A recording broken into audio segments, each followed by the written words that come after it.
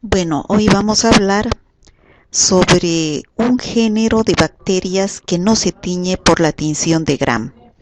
Se tiñe por la tinción de Ziel-Nielsen. Nos referimos al género Mycobacterium, es decir, a la familia Mycobacteriaceae, donde está el género Mycobacterium. Este género Mycobacterium, como dijimos anteriormente, no se tiñe por la tinción de Gram. Si no hay una tinción específica para observar a estas bacterias, que son estos bacilos rojos que estamos viendo acá, que son las micobacterias, es decir, son los bacilos ácido alcohol resistentes o micobacterias. ¿Cuáles son los objetivos de la clase? El objetivo general es describir los aspectos generales de las bacterias que pertenecen, de las especies de bacterias que pertenecen al género Mycobacterium, y así también como los métodos de laboratorio que se utilizan para el diagnóstico de estas enfermedades. ¿Cómo llegamos a ese objetivo general? Mediante objetivos específicos. Primero, describir las características morfológicas y tintoriales del género Mycobacterium. Segundo, clasificar al género Mycobacterium. Tercero, describir los cuadros clínicos que producen su epidemiología, es decir, cómo es el cuadro epidemiológico de transmisión, cómo se puede prevenir o la profilaxis y el tratamiento de estas enfermedades. Y por último, describir los métodos de diagnóstico de laboratorio.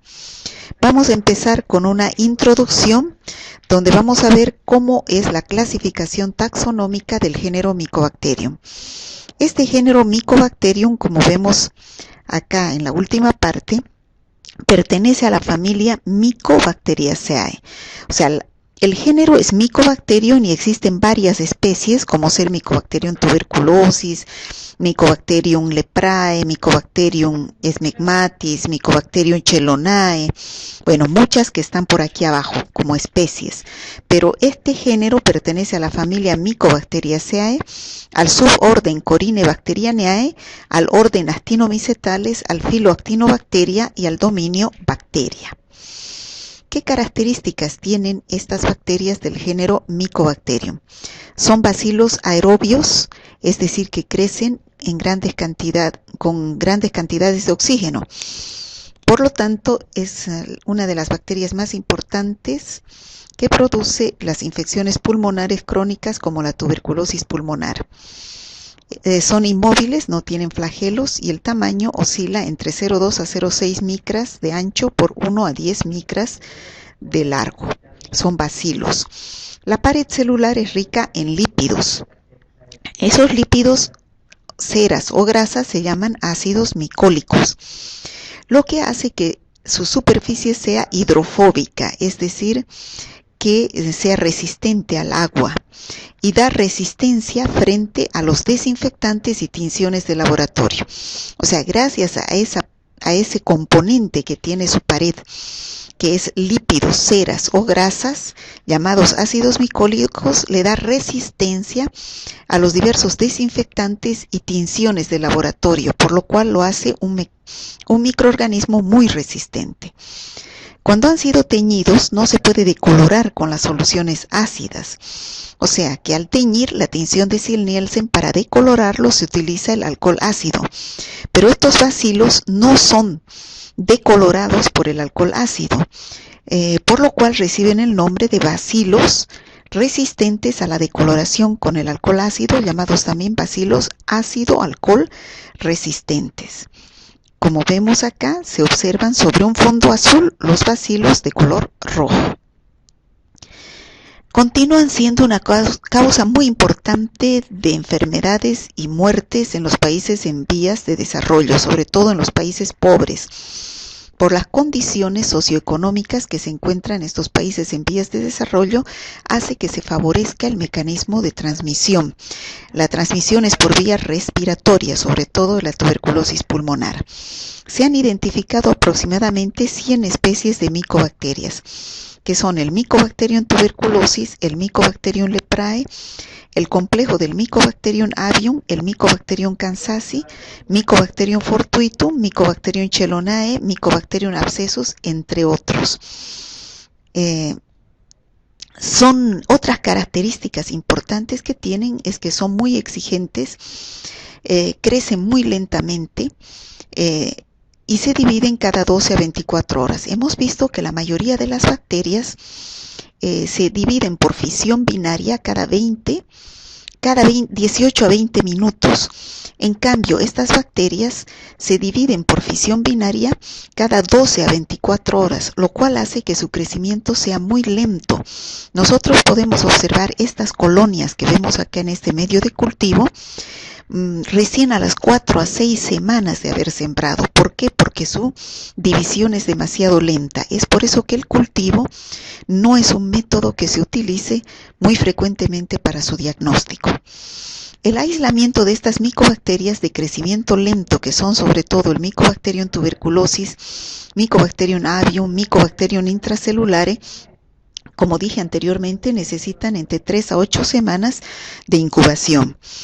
En cambio, existen otras micobacterias que crecen más rápidamente, como el Mycobacterium fortuitum y el Chelonae, que necesitan de al menos 3 días. En 3 días, estas micobacterias, como el fortuitum y el Chelonae, pueden crecer formando las colonias, pero estas bacterias generalmente se encuentran más en el medio ambiente.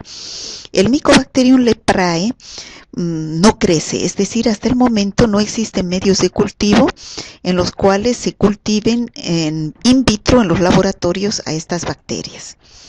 ¿Cómo es la fisiología y estructura de estas bacterias, que son las micobacterias? Como dijimos anteriormente, su pared celular es rica en lípidos, grasas o ceras. El 60% de su pared celular son estas grasas llamadas ácidos micólicos. Y dijimos también que esta característica le hace que sean ácido resistentes, es decir, que no sean decoloradas por el alcohol ácido que se utiliza en la tinción de Ziel-Nielsen, que sean de crecimiento lento, y además le da resistencia a los detergentes y a los antibióticos. Para su clasificación se utiliza una clasificación importante llamada clasificación de Ranion. Esta clasificación de Ranion se basa en dos aspectos, en dos características fundamentales que tienen el crecimiento de estas bacterias como colonias en los medios de cultivo de Lowenstein-Jensen, que es el medio que más se utiliza para su crecimiento.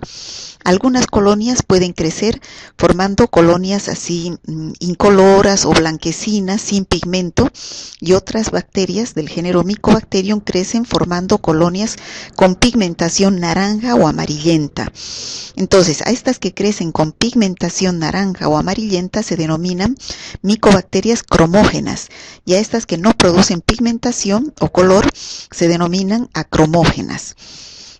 Otra característica importante que toma en cuenta esta clasificación de Ranion es si son de crecimiento rápido o si son de crecimiento lento. Las micobacterias de crecimiento lento tardan entre 4 a 6 semanas y las de crecimiento rápido tardan entre 3 a 4 días. Otra característica importante es que si crecen en presencia de luz o en ausencia de luz.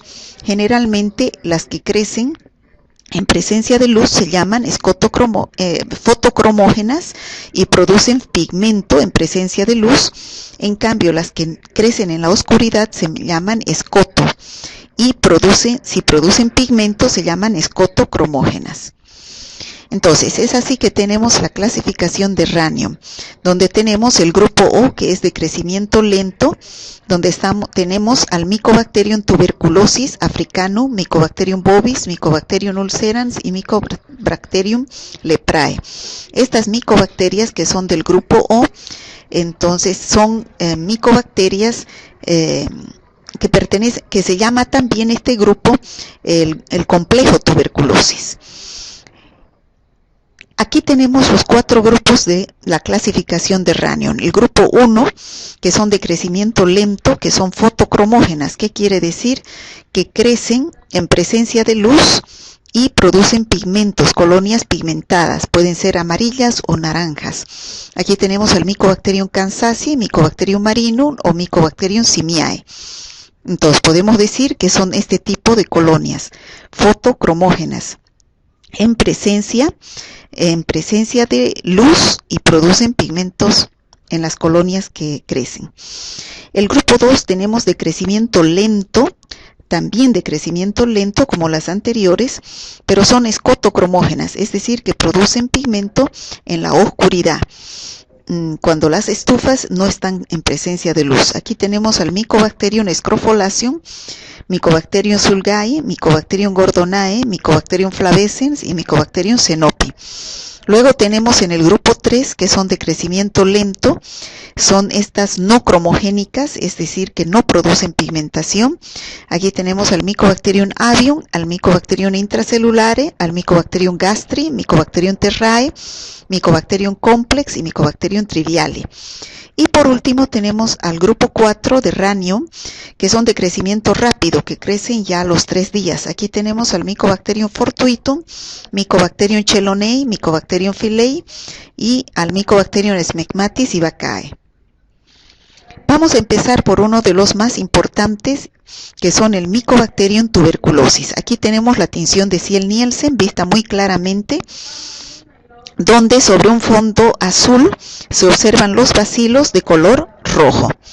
Entonces, la fisiología y estructura de estas bacterias es que también son bacilos aerobios, como todas las micobacterias, son ácido resistentes, es decir, que son resistentes a la decoloración con el alcohol ácido, y su pared celular es rica en lípidos, es decir, en ácidos micólicos, como todas las micobacterias.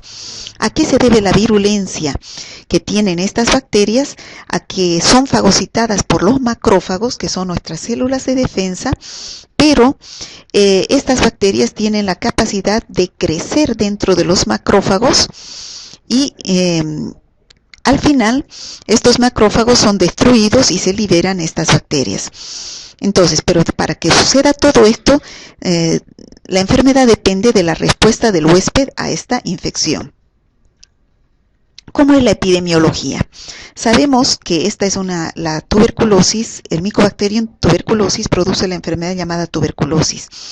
¿Y dónde existe la tuberculosis pulmonar y extrapulmonar? La tuberculosis pulmonar conocemos todos que es una enfermedad muy común, es universal, se encuentra en todas partes del mundo, cosmopolita, y 1/3 de la población mundial está infectada. Es más frecuente en los países en los países pobres, en los países subdesarrollados, como Asia y África, y también en América del Sur. Sobre todo nuestros países, como ser Haití, Bolivia, Perú, hay mayor riesgo en los inmunodeprimidos. ¿Por qué? Porque están con sus defensas bajas, son más susceptibles a la infección, y el hombre es el único reservorio de las micobacterias.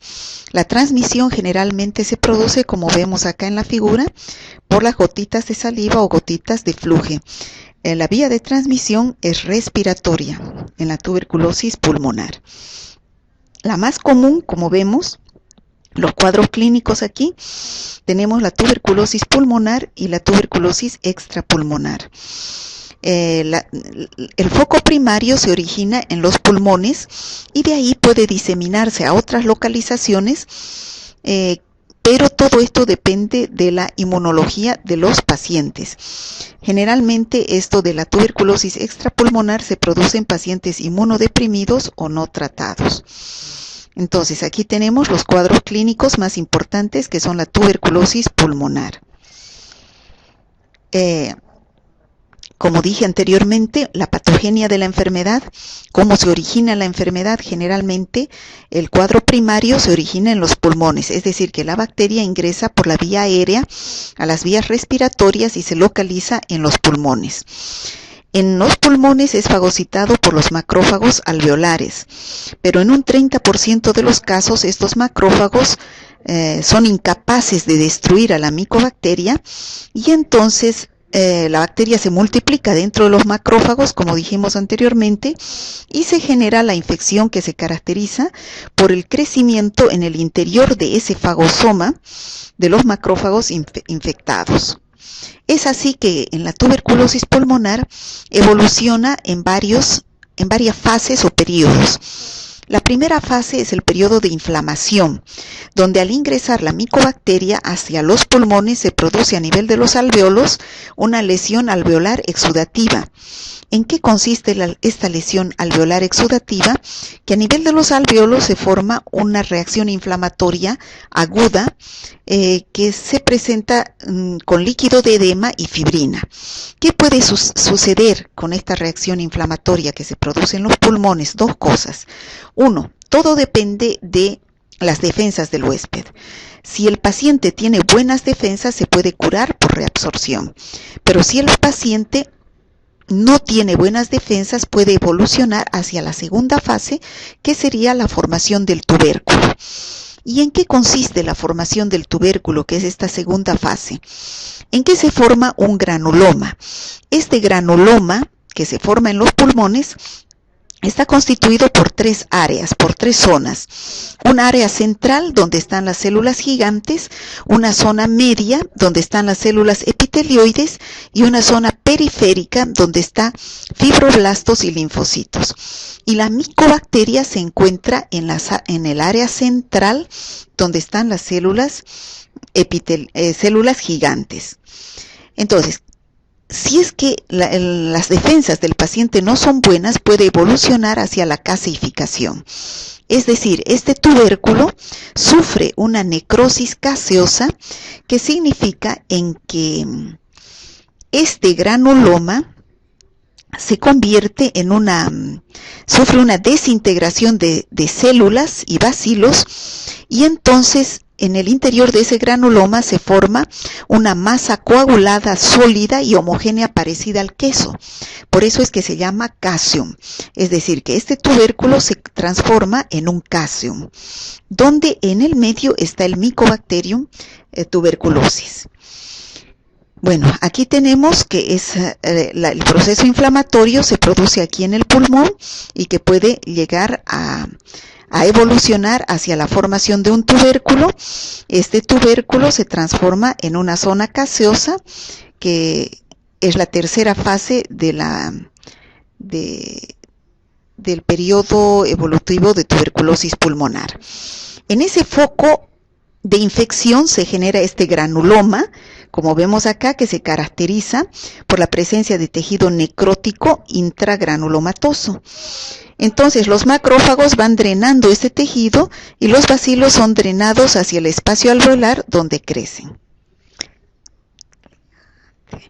Entonces, esta lesión caseosa que se ha formado, entonces puede suceder dos cosas. La más favorable es que se condense el casium y se encapsule la micobacteria en este tejido fibroso y se mantenga ahí durante mucho tiempo. Pero también puede suceder que se licúe esta parte central llamada casium, que se licúe, y que puede suceder que no drene y se condense y se encapsule en el tejido fibroso. Pero también puede suceder que drene y se formen las cavernas, o sea, como consecuencia de que drena, es decir, sale ese líquido por la licuefacción, entonces se forman unas cavernas ahí dentro llenas de oxígeno y los pocos bacilos que quedan se multiplican por ser aerobios por excelencia. Y entonces ahí se manifiesta la tuberculosis pulmonar, con toda la clínica correspondiente, de signos y síntomas correspondientes. Aquí tenemos que distinguir dos conceptos importantes, la primoinfección y la reinfección en tuberculosis. ¿Qué es la primoinfección?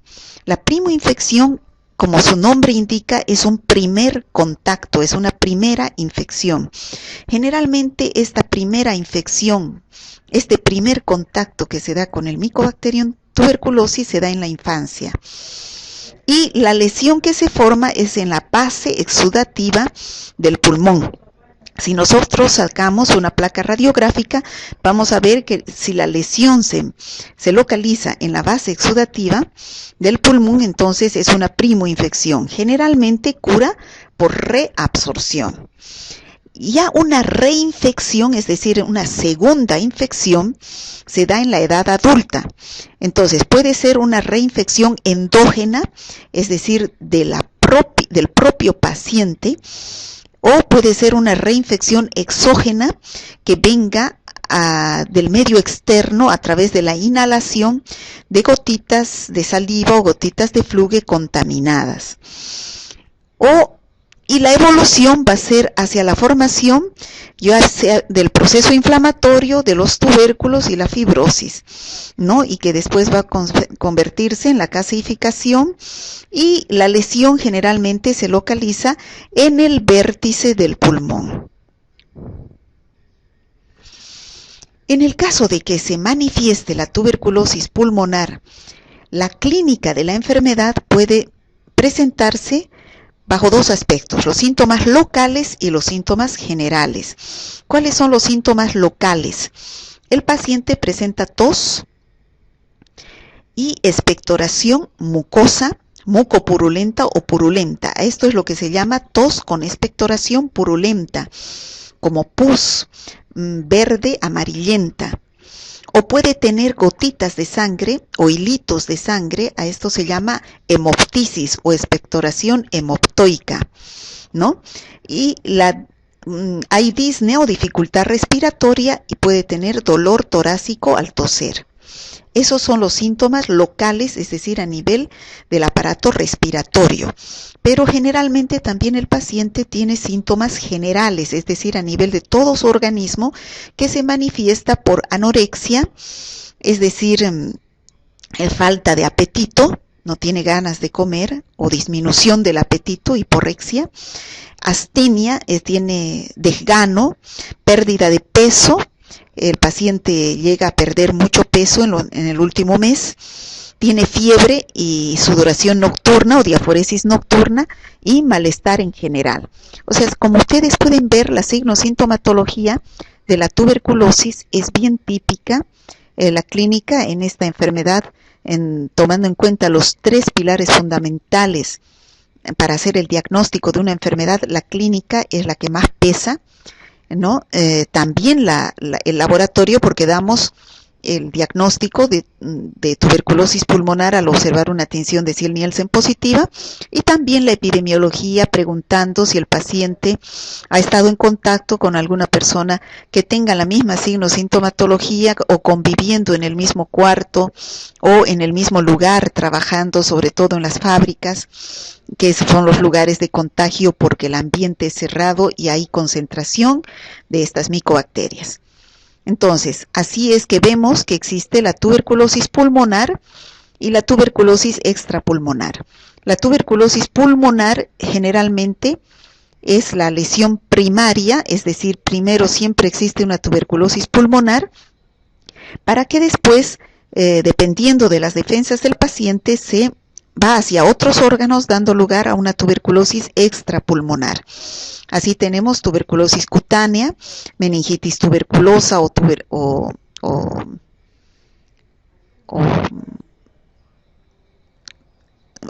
meningitis tuberculosa o tuberculosis meningia, tuberculosis osteoarticular en los huesos, tuberculosis nefrourinaria o tuberculosis urinaria, la linfangitis tuberculosa es a nivel de los ganglios, y la tuberculosis peritoneal, entre otras. Pero hay también otras localizaciones en otros órganos de la tuberculosis. ¿Cómo se hace el diagnóstico de estas micobacterias? Bueno, tenemos una prueba cutánea llamada prueba de la tuberculina, también llamada prueba de Mantoux. Se escribe Mantoux, ¿no? Son indicadores sensibles a la exposición del microorganismo. Esa prueba de Mantoux es la llamada también prueba de la tuberculina, o la prueba de la PPD, también se dice, ¿no? Derivado proteico purificado. Existen otras pruebas como la microscopía, que es la tinción de Ziel-Nielsen, que es la que vemos en esta figura, sobre un fondo azul, los bacilos de color rojo, que es la prueba de oro para diagnóstico de tuberculosis pulmonar, al ser rápida, barata y de muy fácil diagnóstico y rápida. Y el cultivo. Este es el cultivo en un medio que se llama Lowenstein-Jensen, pero el problema del cultivo, como ya sabemos, dura 3 o 4 semanas o 4 a 6 semanas, debido a que la micobacteria se multiplica muy lentamente. Entonces las colonias vamos a observar muy tardíamente. Y la otra prueba, que es la más específica pero no muy accesible a todos los laboratorios, es la reacción en cadena de la polimerasa, llamada también PCR. Aquí está la prueba de la tuberculina, o la prueba que dijimos de la PPD. ¿En qué consiste esta prueba de la tuberculina? Consiste en que compramos este reactivo que se llama PPD. ¿Y qué es este PPD? Son derivado proteico purificado. Son cultivos proteicos de Mycobacterium tuberculosis que se inyectan en el antebrazo por vía subcutánea con una jeringa de insulina, como vemos aquí en esta figura, y luego marcamos en el lugar donde se ha inyectado, se marca y se coloca la fecha. Entonces, ¿cuándo se va a leer esta prueba? Después de 48 horas. Si da positiva, aparece, como vemos acá, un eritema, una zona eritematosa, es decir, roja, indurada, es decir, dura, y en el sitio de la inoculación. Entonces, ¿cómo tenemos que medir esto? Tenemos que medir el diámetro de esta zona dura, es decir, de acá medimos con una regla hasta acá. Entonces, si este diámetro pasa de más de 5 o 10 milímetros de diámetro, podemos considerar como una prueba positiva. ¿Qué nos indica la prueba de la PPD? Que el paciente ha estado en reciente contacto con el Mycobacterium tuberculosis. Entonces, lo que estamos inyectando nosotros en esta jeringuita son antígenos. Entonces, si el paciente ha tenido contacto con el Mycobacterium tuberculosis, ha tenido que formar anticuerpos.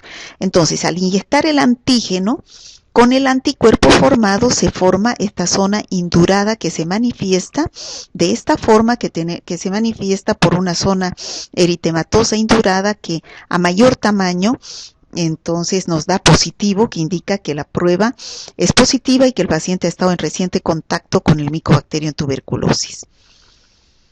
Luego tenemos la baciloscopía o tinción de Ziel-Nielsen, que, como dijimos, es la prueba de oro.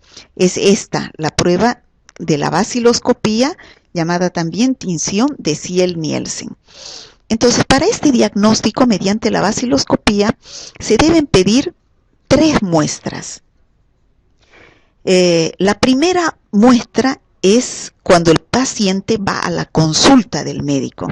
Entonces, el médico lo observa al paciente y hace el diagnóstico mediante la clínica, porque tose con expectoración o porque ha disminuido de peso, tiene fiebre en las noches, no tiene anorexia, no tiene ganas de comer. Entonces, ya por la clínica sospecha de tuberculosis. Entonces le dice: vaya al laboratorio, pida un frasco y tómese una muestra de esa expectoración que está eliminando. No importa que esté o no esté en ayunas, es en el momento de la consulta. La segunda muestra es al día siguiente en su casa. Es la mejor muestra porque es el paciente que toma la muestra en ayunas, ¿no? En ayunas toma la muestra con todas las normas que se debe tomar una muestra de esputo y lleva al laboratorio. Y la tercera muestra se toma cuando se está llevando la segunda muestra al laboratorio. Entonces, al llevar esta segunda muestra, se pide un frasco al laboratorio y se expectorará la tercera muestra. Entonces, por eso se llama baciloscopía seriada, porque se hacen 3 muestras, no se debe hacer una sola muestra. ¿Por qué? Porque la eliminación de los bacilos es intermitente. ¿Qué quiere decir? Que no todo el tiempo se está eliminando los bacilos. Entonces, esta eliminación de bacilos puede ser un día sí y un día no. Entonces, si solamente tomamos una muestra, caemos en el riesgo de informar como un falso negativo. Entonces, deben tomar 3 muestras, ¿no? 3 muestras en 3 momentos diferentes, como ya indicamos anteriormente.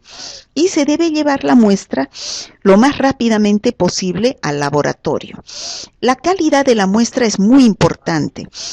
En el laboratorio se va a informar como la muestra salival, que no es la mejor muestra porque esa muestra no está saliendo desde los pulmones, donde es la lesión en la tuberculosis, si no es de la boca. No es la mejor muestra, pero tampoco se puede rechazar. También puede ser una muestra mucosa o mucoide, con moco, una muestra sanguinolenta que tenga sangre, porque produce hemoptisis la tuberculosis, y la mejor muestra es una muestra mucopurulenta, porque quiere decir que esta es una muestra de buena calidad que está viniendo directamente desde los pulmones donde está la lesión. Bueno, ya hemos visto cómo se realiza en práctica la tinción de Ziel-Nielsen, pero vamos a repasar. Esta es la prueba de oro por ser la más rápida, la más sensible y la más fácil y barata de hacerlo en el laboratorio. En 10 minutos tenemos diagnóstico de tuberculosis pulmonar. Se coloca la muestra de esputo en un vidrio, en un portaobjetos, y se cubre con un colorante que es la fucsina fenicada y se la deja 5 minutos. ¿Qué va a hacer esta fucsina fenicada? Va a teñir todo el material que tiene el esputo, ya sean células epiteliales, sea las bacterias que están en la boca, que salen acompañadas con el esputo, o el Mycobacterium tuberculosis, se van a teñir de color rojo. Pero ¿qué es lo que sucede? Que nosotros debemos calentar por debajo, porque nosotros queremos que el Mycobacterium tuberculosis o la micobacteria se tiña de color rojo, como vemos aquí en la figura. La fucsina es roja, pero como tiene una capa de lípidos una capa de lípidos o grasa, no deja que pase, actúa como impermeable, no deja que pase la fucsina. Entonces, ¿qué tenemos que hacer? Calentar por debajo para disolver esa capa de lípidos y pueda penetrar la fucsina y teñir al bacilo de color rojo. Después de los 5 minutos ya está todo teñido, se lava con agua y tenemos que decolorar todo, como vemos aquí en la figura. Todo se ha teñido de color rojo, o sea, toda esta preparación está de color rojo en este momento. Entonces, ¿qué tenemos que hacer? Decolorar lo que no sea el bacilo ácido alcohol resistente o micobacteria. ¿Cómo decoloramos? Con el alcohol ácido. Entonces, colocamos alcohol ácido y este alcohol ácido tiene la capacidad de decolorar todo lo que no sea bacilo ácido alcohol resistente. Entonces todo va a quedar incoloro. Y ese bacilo ácido alcohol resistente es el único que queda coloreado de rojo. ¿Por qué? Porque esa capa de ácidos micólicos nuevamente se ha endurado y no deja que penetre el alcohol ácido. Entonces permite que quede de color rojo. Entonces lavamos con agua y luego tenemos que teñir este fondo de color azul para que se pueda observar bien este bacilo rojo. Entonces cubrimos con azul de metileno durante 1 minuto y luego lavamos con agua. Secamos al aire a temperatura ambiente y luego observamos con una gotita de aceite de inmersión, donde vamos a observar los bacilos rojos sobre el fondo azul. Esta es la baciloscopía o tinción de Ziel-Nielsen. Entonces podemos ver así las baciloscopías. Este es un extendido bueno, donde vemos los bacilos rojos sobre el fondo azul. Cuando ponemos mucha muestra, tenemos se enmascara al bacilo. Muchas veces podemos dar falsos positivos porque está muy gruesa la muestra, y cuando es muy fino o ponemos muy poca muestra, también falsos negativos porque tampoco está ahí el bacilo. Entonces tenemos que poner una cantidad regular de la muestra para poder observar a los bacilos y evitar dar falsos positivos o negativos sobre todo. Una vez que se ha observado al microscopio, ¿cómo se informan estos extendidos? Esto más lo vamos a ver en práctica. Si no observamos en la placa ni un solo bacilo rojo, vamos a informar como no se observan bacilos ácido alcohol resistentes. Si se observan de 1 a 9 bacilos en 100 campos observados, es decir, en todo el extendido, sumamos y observamos entre 1 a 9, puede ser, por ejemplo, 2, 3, 4, 5, vamos a informar el número exacto de bacilos en los 100 campos, es decir, positivo, 3 bacilos, positivo, 4 bacilos. Si observamos más de 10 bacilos, o sea, entre 10 y 99 bacilos en los 100 campos, sumando, por ejemplo, aquí tenemos solo en este campo 1, 2, 3, 4, 5, 6, 7, 8, 9, 10, 11, 12, 13, 14, 15 bacilos. Entonces aquí podemos tener más entre 10 y 99 bar. Si sumamos los 100 campos, entonces informamos positivo una cruz. Si en los 50 campos que observamos en un solo campo entre 1 a 10, es positivo 2 cruces. Aquí hay más de 10 bacilos, entonces este cae en el positivo 3 cruces, porque estamos observando más de 10, hemos dicho que hay 15 bacilos por campo, entonces es positivo 3 cruces, y aquí no es necesario observar 100 campos, solamente 20 campos. Entonces no es lo mismo observar un positivo 3 cruces que observar un positivo una cruz. En un positivo 3 cruces vemos más de 10 bacilos en cada campo. En cambio, en un positivo una cruz entre 10 y 99, pero sumando varios campos. En un campo podemos observar 1, en otro podemos observar 3, en otro podemos observar 10, ¿no? Eso es positivo una cruz. Es más bacilífero y más contagioso un paciente que se informa positivo 3 cruces. El cultivo, como ya dijimos, el medio de cultivo se llama Lowenstein-Jensen, es un medio a base de huevo y además tiene verde malaquita, donde se observan las colonias que crecen, que son apigmentadas. ¿Cómo es el tratamiento? Para el tratamiento de la tuberculosis se realiza con múltiples fármacos. El tratamiento de primera línea es la isoniazida, el etambutol, la piracinamida y la rifampicina durante 2 meses. Y durante 4 a 6 meses la isoniazida y la rifampicina. No se debe hacer el tratamiento con una sola droga porque crea resistencia.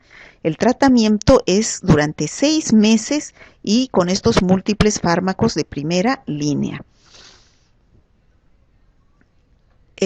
Aquí tenemos entonces el tratamiento de primera línea que dijimos anteriormente, 4 a 6 meses. Si el paciente abandona este tratamiento, puede volverse resistente a este tratamiento de primera línea y entonces hay que entrar a una segunda línea que serían ya estos antibióticos para el tratamiento de esta tuberculosis. Si ya abandona tratamiento, porque estos medicamentos producen alergias, producen daño hepático, entonces puede que el paciente abandone tratamiento, no siga el tratamiento de 6 meses y entonces se vuelve un paciente multiresistente.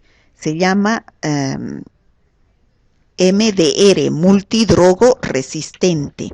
Quiere decir que ya ningún antibiótico es efectivo y ese paciente entonces puede estar destinado a la muerte, ¿no? Por la resistencia a los antibióticos.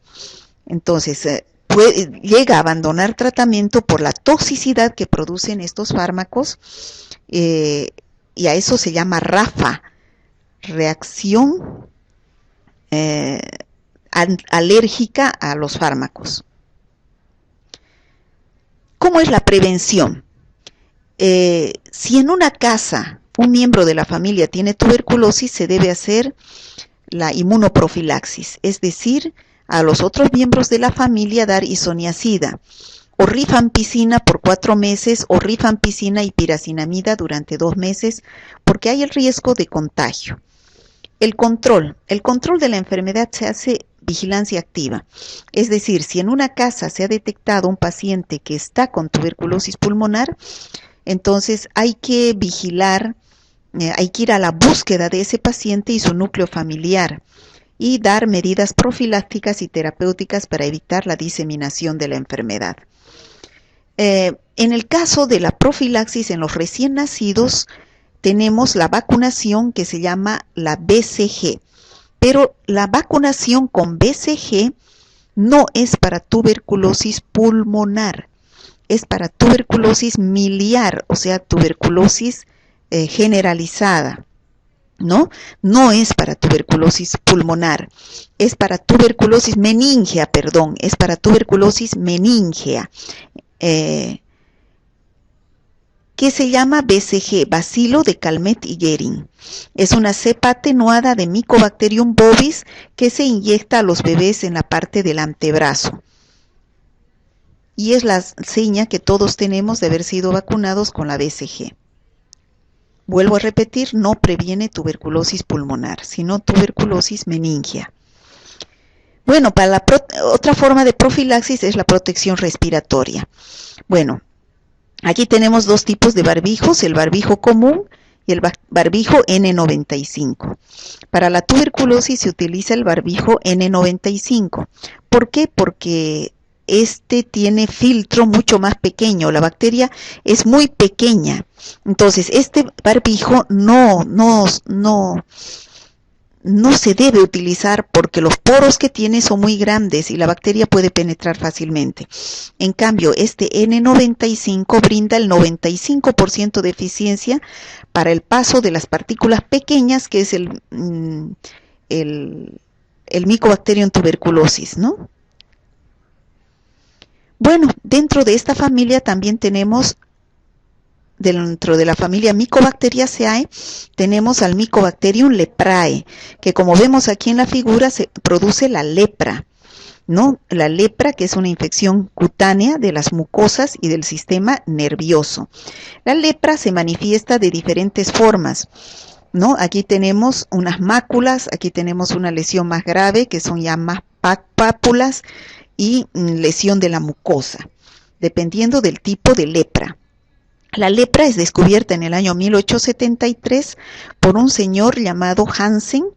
Es por eso que se llama también enfermedad de Hansen, ¿no? Es conocida desde tiempos bíblicos. Ya la Biblia nos habla de la lepra y de los leprosos, ¿no? ¿Cómo es la fisiología y estructura? Son bacilos débilmente gram positivos, pero no se utiliza la tinción de gram para su observación, sino la tinción de Ziel-Nielsen como para todas estas micobacterias. Se observa igual que todas las micobacterias se observan iguales con la tinción de Ziel-Nielsen, es decir, un bacilo rojo sobre el fondo azul. Igual que todas las micobacterias, su pared celular es rica en lípidos. Esta bacteria, a diferencia de las otras micobacterias, no se cultiva, no tiene un medio de cultivo todavía en el laboratorio para lograr su crecimiento. Entonces, no se cultiva en medios artificiales. La única forma que hay para su diagnóstico en laboratorio es una prueba parecida a la PPD o la prueba de la tuberculina. Esta se llama prueba de la lepromina. Son pruebas cutáneas, prueba de la lepromina, ¿no? O también la tinción de Ziel-Nielsen, que es donde se ven los bacilos ácido-alcohol resistentes. La virulencia. ¿A qué se debe su virulencia? Esta es una bacteria, igual que el Mycobacterium tuberculosis, que es capaz de crecer dentro de los macrófagos, dentro de las células. Y dependiendo de la inmunidad del huésped, el paciente puede responder a la infección.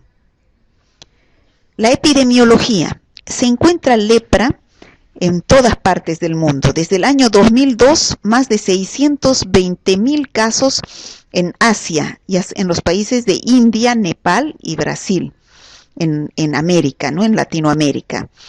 96 casos se observaron en Estados Unidos. Existen dos tipos de lepra, la lepra lepromatosa y la lepra tuberculoide. La lepra lepromatosa es la más infecciosa y la más grave, de pronóstico más grave. La transmisión es de persona a persona, por contacto directo o inhalación de aerosoles infecciosos, pero no es un contacto inmediato como la tuberculosis, no es tan infecciosa, sino es infecciosa, pero la infección se transmite después de haber tenido mucho tiempo en contacto con un paciente con lepra, ¿no? Aquí dijimos que se presentan dos cuadros clínicos, la lepra tuberculoide y la lepra lepromatosa. La lepra tuberculoide, como vemos aquí en la figura, se observan placas eritematosas. Vemos aquí hipopigmentadas, es decir, y en el centro no presentan pigmentación, pero sí en los bordes hay un borde eritematoso, bordes bien definidos. A eso se llaman máculas, ¿no? La afectación de los nervios, por eso que cuando el paciente presenta estas máculas no presenta sensibilidad, porque está afectado el sistema nervioso. No hay ninguna sensibilidad, no tiene dolor, se le pincha con una aguja y no siente dolor. En estas lesiones se observan pocos o ningún bacilo ácido alcohol resistente al hacer con la tinción de Ziel-Nielsen. Por lo tanto, su infectividad es baja, no es muy contagioso cuando tiene este tipo de lepra tuberculoide. No se llama lepra tuberculosa, se llama lepra tuberculoide por si acaso, ¿ya?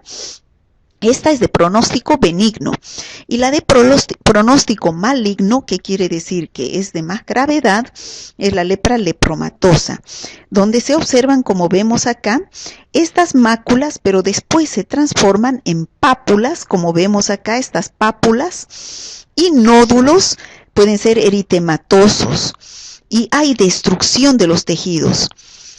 También afecta a los nervios, por lo tanto también hay pérdida de la sensibilidad, y en estas lesiones se observan abundantes bacilos ácido alcohol resistentes en la tinción de Ziel-Nielsen. Por lo tanto, su infectividad es alta, es decir, este paciente es más contagioso que el paciente que sufre de lepra tuberculoide, ¿ya? En ambas, lepra tuberculoide y lepromatosa, hay afectación de la piel y del sistema nervioso. ¿Qué quiere decir? Que se van a observar las lesiones en la piel y no se va a observar sensibilidad, hay pérdida de la sensibilidad por la afección al sistema nervioso. Pero solamente en la lepra lepromatosa hay afección de las mucosas. En cambio, en la lepra tuberculoide no hay afección de las mucosas. ¿Cómo hacemos el diagnóstico de lepra? Ya dijimos anteriormente, no existe cultivo en el laboratorio, no existe medio de cultivo para el Mycobacterium leprae, pero sí hay la tinción de Ziel-Nielsen donde observamos los VAR igual que el Mycobacterium tuberculosis, ¿no? Tenemos la biopsia. Como muestra podemos sacar un pedacito del tejido, o bien como muestra también podemos tener el exudado de las lesiones, o tener bordes de las lesiones o el moco nasal, o sea, sacar un hisopado del moco nasal de las personas sospechosas de tener lepra y hacer la tinción de Ziel-Nielsen, donde vamos a observar los VAR sobre el fondo azul, los bacilos de color rojo, que son los bacilos ácido alcohol resistentes. ¿Cómo es el tratamiento de la lepra? Depende. Si es lepra tuberculoide, el tratamiento es 6 meses con rifampicina y dapsona. Si es lepra lepromatosa, es más tiempo, 12 meses con rifampicina, dapsona y clofamicina. La enfermedad se controla con el diagnóstico y el tratamiento precoz de las personas infectadas. Bueno, ya vimos.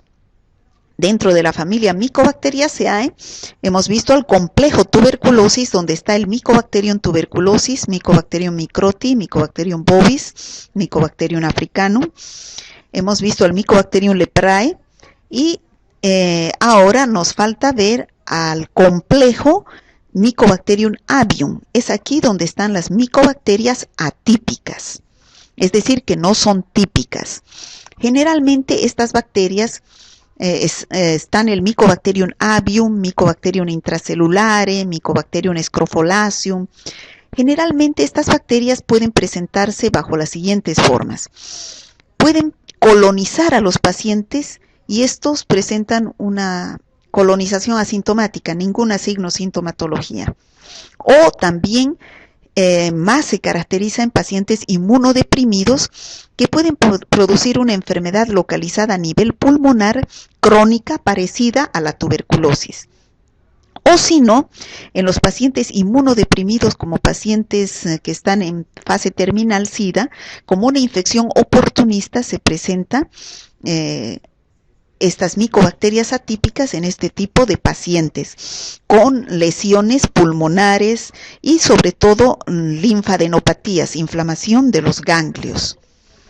¿Cómo hacemos el diagnóstico de laboratorio de todas las micobacterias. Bueno, ya hemos ido hablando que la prueba de oro es la tinción de Ziel-Nielsen, donde los pasos están en su guía de laboratorio, y al finalizar la tinción, debido al fundamento de que estas micobacterias tienen una capa muy de ceras de lípidos llamados ácidos micólicos, no se dejan decolorar con el alcohol ácido y quedan teñidas con la fucsina de color rojo, y el azul de metileno da un fondo azul. Se observan muy bien las micobacterias de color rojo sobre el fondo azul. Esa es la tinción de Ziel-Nielsen.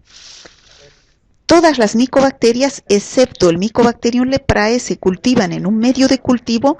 El más común es el Lowenstein-Jensen, que es un medio de cultivo donde algunas bacterias crecen rápidamente, como el Mycobacterium fortuitum, el Chelonae, en 3 días, pero la mayoría de las micobacterias son de crecimiento lento, como hemos visto en la clasificación de Ranium, que pueden crecer produciendo colonias pigmentadas, que son las cromógenas, o no pigmentadas, que son las escoto, o las acromógenas, y pueden crecer en presencia de luz, que son las fotocromógenas, o en ausencia de luz, es decir, en la oscuridad, son las escotocromógenas. ¿Cómo es el tratamiento? Ya dijimos, en la tuberculosis, estamos repitiendo, 6 a 9 meses con el tratamiento de primera línea, y la isoniazida, etambutol, piracinamida, rifampicina, y la quimioprofilaxis sería la isoniazida diaria durante 9 meses y la rifampicina y piracinamida diaria durante 2 meses. En los recién nacidos, para la tuberculosis meningia, la BCG. Bueno, en las micobacterias, ya dijimos, no se debe utilizar jamás la monoterapia, es decir, un solo antituberculostático. La resistencia es cromosómica, se transmite genéticamente y es irreversible. Se debe hacer un esquema de tratamiento que ya dijimos anteriormente.